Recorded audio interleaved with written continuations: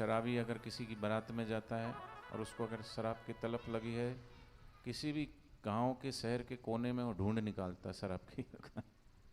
नहीं, सच्ची बात है। ऐसी सच्ची शिद्दत से हम जो चाहते हैं ना, वो चीज़ हमें प्राप्त होती है। व्यक्ति अपना अमूल्य समय कहाँ लगा रहा है? धन में लगा रहा है। धन पाने की चाहत में तो धन मिल ही रहा ना उसको। पद पाने की चाहत में जिन्होंने लगाया उनको पद भी मिला। जिसने जो चाहा उसको वो मिल रहा है। पर जो मिल रहा है वो शाश्वत है कि नश्वर, सनातन है कि नहीं, वो सतत रहेगा कि नहीं, उस पर भी थोड़ा विचार करने की बात है।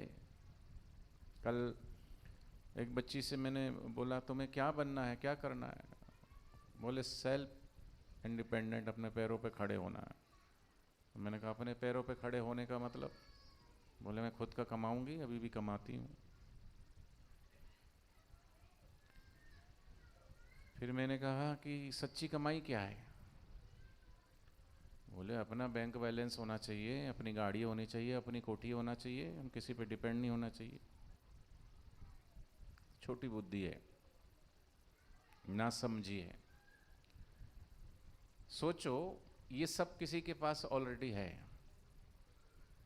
बड़ा बैंक बैलेंस है, नाम है, सब कुछ है। तो फिर वो भी भीतर से संतुष्ट हो जाना चाहिए, लेकिन वो संतुष्ट नहीं है। अतृप्ति है, असंतुष्टि है, अधूरापन है, खालीपन है।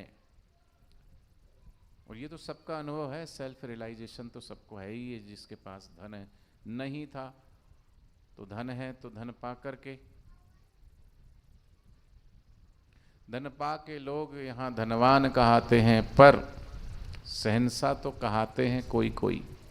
तो फिर उस बच्ची को कहा कि बेटा, एक धन की एक पावर है, पैसे की, है ना, लोगों के पास, कि भाई पैसे की पावर है।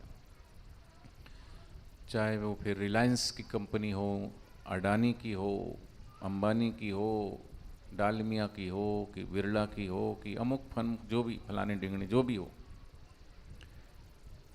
लेकिन उससे बड़ी पावर जो है वो सत्ता की पावर है। नहीं, कुर्सी की पावर है। क्योंकि ये सब अंबानी अडानी जो भी है, सब सत्ता जिसके पास है उसके आगे पीछे घूमते हैं। क्यों? फाइल हमारी क्लियर हो जाए। 2 नंबर का धंधा कर रहे हैं, वो कहीं पकड़े ना जाए, बस सेटिंग करके रखते हैं। लेकिन उस पावर से भी एक बड़ी पावर है। ये उनके चरणों में झुकते हैं, लेकिन ये बड़े बड़े मंत्री, एमपी, एमएलए भी तो कहीं झुकते थे। कहाँ झुकते हैं? वो ब्रह्मज्ञानी महापुरुष के चरणों में झुकते हैं। बापू जी बाहर थे तो आते नहीं थे? पीएम हो कि सीएम हो, सब आकर के झुकते थे। तो इसका मतलब है कि धन से भी बड़ी पावर कुर्सी की है, कुर्सी से भी बड़ी पावर एक और पावर है, वो है सुप्रीम पावर, और वो है महापुरुषों के पास। तभी तो उनके सामने वो झुकते हैं। तो जहान में उसने बड़ी बात कर ली, जिसने खुद से मुलाकात कर ली। और खुद से मुलाकात नहीं की तो पुनरपि जननम पुनरपि मरणम। इस जन्म का कमाई हुआ धन, पद, प्रतिष्ठा एक झटका मृत्यु का आया और चले गए। भगवान की सत्ता में एक सूक्ष्म से सूक्ष्म जो बैक्टीरिया है उसको भी मारने की ताकत अमेरिका के पास नहीं है क्या? कोरोना आया था तो वो घुस गया था बड़े बड़े, जो बड़े यूनाइटेड स्टेट ऑफ अमेरिका, संयुक्त राष्ट्र अमेरिका, जो सबसे ताकतवर बनता है, और राष्ट्रपति में घुस गया वायरस तो कोरोना हो गया। किसी पे उस पर घुस गया, उसको कोरोना हो गया, फिर वो लड़ते रहे। अदृश्य वायरस को नष्ट नहीं कर सकते। स्थूल जगत में आप लड़ सकते हो, सूक्ष्म जगत से कैसे लड़ोगे? तो स्थूल से सूक्ष्म की सत्ता ज़्यादा ताकतवर है, और सूक्ष्मतर सूक्ष्मतम। तो ऐसा ज्ञान सदगुरु से हमें प्राप्त हो रहा है। तो आज भाटापारा वालों की तो लॉटरी लग गई और लग गई। नहीं लग गई? प्रश्न पूछना भी सेवा है, और जो प्रश्न नहीं पूछते तो मतलब उनकी जिज्ञासा ही खत्म हो गई है। उनके अंदर कोई ललक नहीं है, कोई प्रश्न नहीं उठते। या तो प्रश्न उनको नहीं उठते जिनके सब प्रश्न गिर गए हैं, जो समाधिस्थ महापुरुष हैं उनके अंदर प्रश्न उठता ही नहीं, लेकिन फिर भी वो लोगों के हित के लिए, कल्याण के लिए बोलते नहीं बोलते। तो या तो आप सब समाधिस्थ हो, सब के सब संशय मिट गए, सब प्रश्न नष्ट हो गए, या तो फिर जिज्ञासा ही नहीं है। मान लिया ईश्वर है, बस बात पूरी हो गई। पर मान लेने से नहीं होता है, पहले जानो फिर मानो। बोले मानेंगे तभी तो जानेंगे। किसको मान रहे? जानते नहीं उसको कैसे मानते? अच्छा, जब तक हम जानते नहीं तो जो मान रहे थे बचपन में कुछ और मान रहे थे, जानते नहीं थे, इसलिए बचपन में जो मानी हुई चीज़ थी वो झूठी हो गई। तो जब तक न देखूं अपने नैन, तब तक न मानूं तुमरे वैन।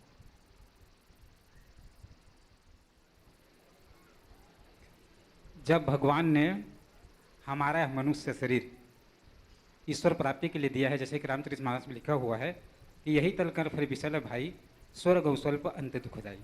फिर जैसे कि ईश्वर प्राप्ति के मार्ग में जब हमें मनुष्य तन ईश्वर प्राप्ति के लिए ही मिला हुआ है, तो ईश्वर प्राप्ति के मार्ग में अवरोध पैदा हो, ऐसा विकारों को हमारे अंदर में पैदा है क्यों किया है, या उत्पन्न ही क्यों करते हैं?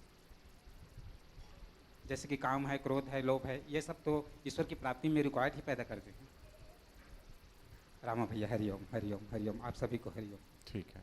ईश्वर प्राप्ति के मार्ग पर काम क्रोध लोभ कहते कामी क्रोधी लोभी इनसे भक्ति न होई, भक्ति करे कोई सूरमा जाति वर्ण कुल खोए।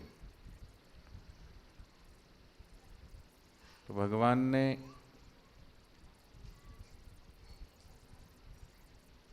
अष्टधा प्रकृति बनाई है। ये काम क्रोध लोभ जो वह है वो सब अष्टधा प्रकृति के अंतर्गत आते हैं। प्रकृति और पुरुष, पुरुष अलग प्रकृति से ऊपर है, हालांकि है उसी में, फिर भी उसमें होते हुए भी उसमें नहीं है। भगवान श्री कृष्ण जी गीता में कहते हैं, कहाँ कहाँ उन्होंने अपनी उपस्थिति बताई है कि कहाँ कहाँ मैं हूँ। जैसे पितरों में अर्यमा मैं हूँ, बोलते हैं ना, माने पितरों के जो श्रेष्ठ जन है, पितरों में जो श्रेष्ठ अर्यमा भगवान है, पितरों में अर्यमा मैं हूँ, वृक्षों में पीपल मैं हूँ, सर्पों में वासुकी मैं हूँ। ऐसे ही काम भी बताया है कि निष्काम जो काम पवित्र काम है वो भी मैं हूँ। तो भगवान तो सब में है, लेकिन भगवान ने बनाए हैं उनकी अपनी उपयोगिता है।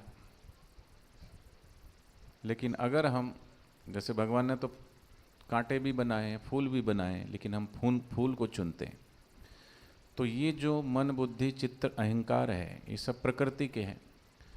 तो हमारी इच्छा, हमारी वासना, हमारी कामना है, तो उन्हीं इच्छाओं और वासना और कामनाओं के कारण ही तो एक में से अनेक परमात्मा ही हुआ है, सब में व्यापा है, तो सब में ही वो देखा जाए तो फिर उसी में आना है, तो फिर उसने आने का मार्ग भी बताया। अगर प्रकृति में घूमना है, प्रकृति क्या करती है? प्रकृति को ईश्वर प्राप्ति कराने में कोई रुचि नहीं है। ईश्वर, प्रकृति क्या करती? प्रकृति अपने तरफ खींचती है। प्रकृति को सृजन करने में, विस्तार करने में रुचि है, इसलिए मन हमारा खींचता है, बुद्धि हमारी खींचती है।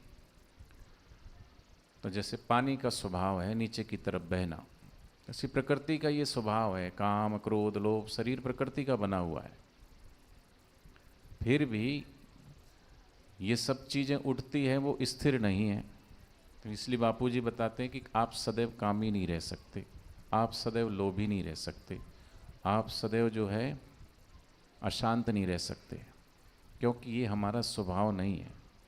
लेकिन हम अकाम सदैव रह सकते हैं, शांत सदैव रह सकते हैं, बिना क्रोध किए सदैव रह सकते हैं, कि जो हमारा स्वभाव है उसमें हम सदैव रह सकते हैं।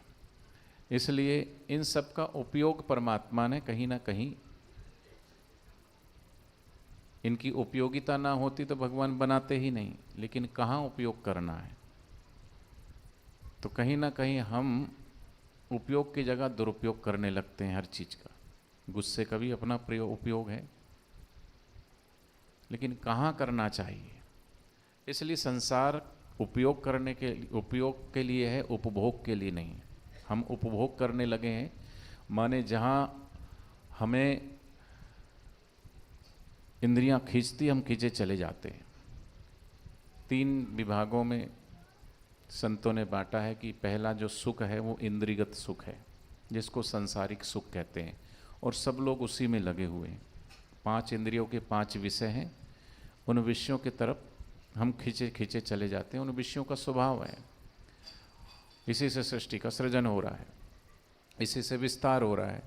ये पंखा दिख रहा है, ये व्यासपीठ दिख रही है, हमारी आँखों से जो कुछ भी दिख रहा है ये सब चाहत से पैदा हुई है, इच्छाओं से पैदा हुई है। ये समस्त संसार ही इच्छाओं से पैदा हुआ है, पर जो पैदा हुआ है ये शाश्वत नहीं है। ये दिख रहा है फिर भी ये शाश्वत नहीं है, ये नश्वर है। इसलिए बोलते हैं संसार तो बना ही नहीं ज्ञानी के लिए, संसार है ही नहीं।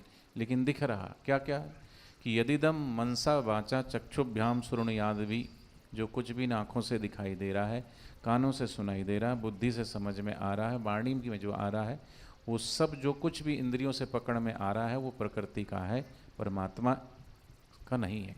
परमात्मा इंद्रियों से पकड़ से बाहर है, इसलिए इंद्रियातीत। तो पहला सुख इंद्रियों का है, जिसको क्रियाजन्य सुख कहा है। और क्रियाजन्य सुख को पाने के लिए हम स्वतंत्र नहीं हैं। क्रियाजन्य सुख को पाने के लिए हमें व्यक्ति चाहिए, वस्तु चाहिए, परिस्थिति चाहिए, तब वो सुख हमें प्राप्त होगा। उदाहरण के तौर पे आपको पानी पूरी खानी है, अभी गोलगप्पे हैं, खाते हो ना गोलगप्पे, तो गोलगप्पे खाते हैं, जो भी चीज़ खानी है, मिठाई खानी है, रसगुल्ला खाना है, तो या तो बनाओ या बना बनाया लाओ, लेके आओ फिर खाओ। तो वो दूसरे से लिया है या बनाया है, वो बाहर का सुख है, फिर हम रखेंगे, जीवा में स्वाद आएगा। तो ये सुख अपना नहीं है, दूसरे का है। देखने का सुख है, बोले ताजमहल देख के आएंगे, चलो उत्तर प्रदेश चलते हैं, यात्रा करो, हवाई जहाज से जाओ या मोटर कार से जाओ, जैसे भी जाओ, फिर देखा लेकिन थक गए।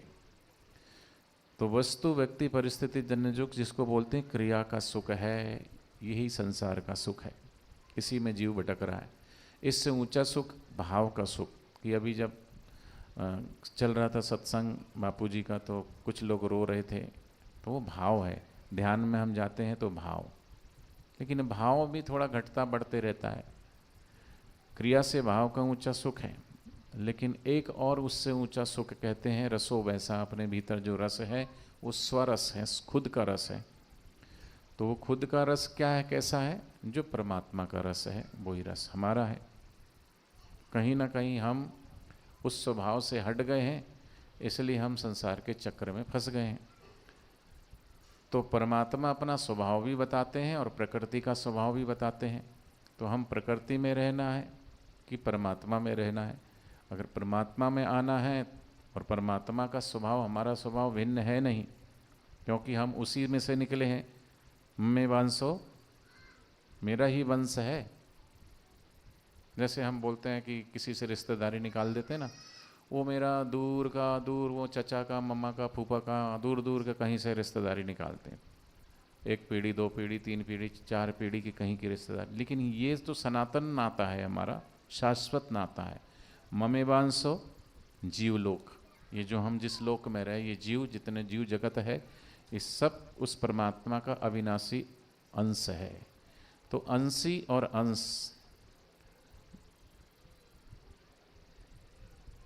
हम उसके अंश हैं, वो अंशी है। तो जल तत्व है, हमेशा समुद्र की सतह की तरफ बहता है, अर्थात निचाई की तरफ बहता है, ऊंचाई से।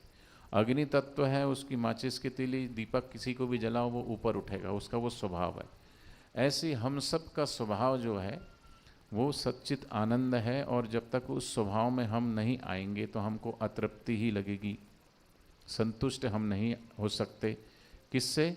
न व्यक्ति से, न वस्तु से, न परिस्थिति से, न इंद्रियगत सुखों से हम संतुष्ट होने वाले नहीं हैं, चाहे कितना भी प्राप्त हो जाए, क्योंकि ये हमारा स्वभाव नहीं है, ये प्रकृति का है।